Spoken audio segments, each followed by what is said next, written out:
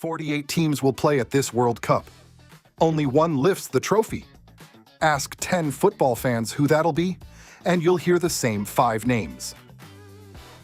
But here's the twist. In the last several World Cups, the team that actually won often wasn't even the favorite going in. So which is it? The obvious pick or someone nobody's talking about? One trophy, 48 teams. By the end of this video, you'll know exactly how to read the odds and our actual prediction for who's lifting it on July 19th. Predicting a World Cup winner isn't flipping a coin, but it's not reading a script either. It sits right in the middle. And once you know what to look for, you'll see it too. People who study this for a living, odds makers, scouts, analysts, all look at the same 3 things. And once you know them, you can make a sharper call than most fans in the room. Talent, momentum, and the draw. Get a feel for these 3 and you can size up any team in seconds. Not just at this World Cup, at everyone after it. First, talent. Not just do they have one superstar, but if that star gets injured or tired in the semi-final, is there someone just as good waiting? Depth wins tournaments. Stars alone don't. Second, momentum. How has this team played in the last year, not 5 years ago? A team that's winning now walks into the tournament believing it. A team that's been struggling carries that doubt with it. And third, the draw. Who do you face and when? A team can be brilliant and still run into a buzzsaw in the round of 16. Sometimes the road to the final matters more than the team itself. Tier 1, the favorites. Right now, 2 teams sit at the very top of the betting boards, almost neck and neck. Spain and France. Spain enters as the most balanced team in the tournament, deep at every position, playing some of the most fluid, attacking football in the world, and reigning European champions. On paper, this is as complete a squad as anyone has. France brings explosive pace up front, a roster that's been to the latest finals, and a squad that simply knows how to grind through a tournament when things get tight. Co-favorites for a reason. These 2 are so close in the odds that even the experts can't fully separate them. Whoever you'd pick, you wouldn't be wrong to. But favorites don't always win. We'll come back to that. Tier 2, the contenders. Right behind the favorites sit 3 teams that could absolutely go all the way. Argentina, Brazil, and England. Argentina won the last World Cup. Now they want something almost nobody has done. Win it twice in a row. Do that, and they'd join one of the most exclusive clubs in the sport's history. That alone makes them dangerous. Brazil is the biggest non-European name in these odds. A country with more World Cup titles than anyone else on the planet, and a squad that's never far from the conversation. England keeps showing up in the final stretch of major tournaments, semifinals, finals, without quite closing it out. A team that knows exactly how close it is to breaking through. Spain, France, Argentina, Brazil, England. That's the top of the board right now. 5 teams, all with a real case.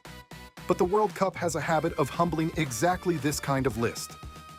Tier 3, the dark horses. And this World Cup has 3 teams with something money can't buy.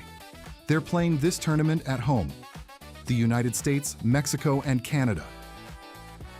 Playing in front of your own fans doesn't score goals for you. But it changes everything else. Less travel, no jet lag, a stadium that's screaming for you instead of against you. That's worth more than people think.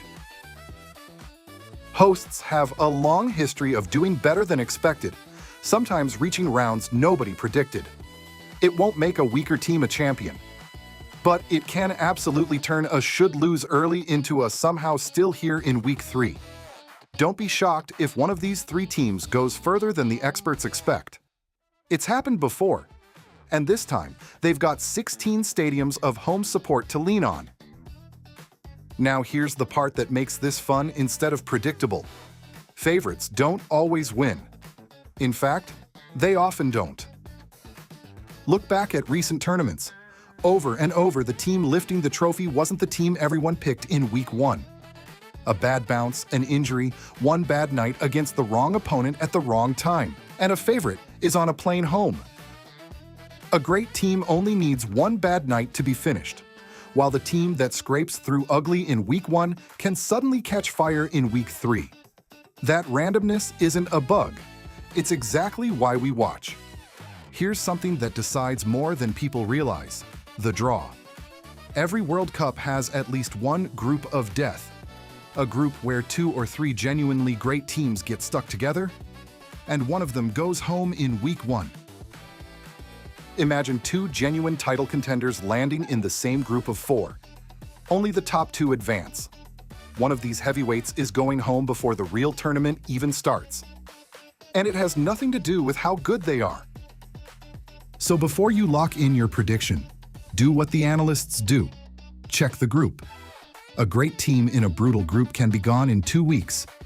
A good team in a kind group can ride that all the way to the knockouts.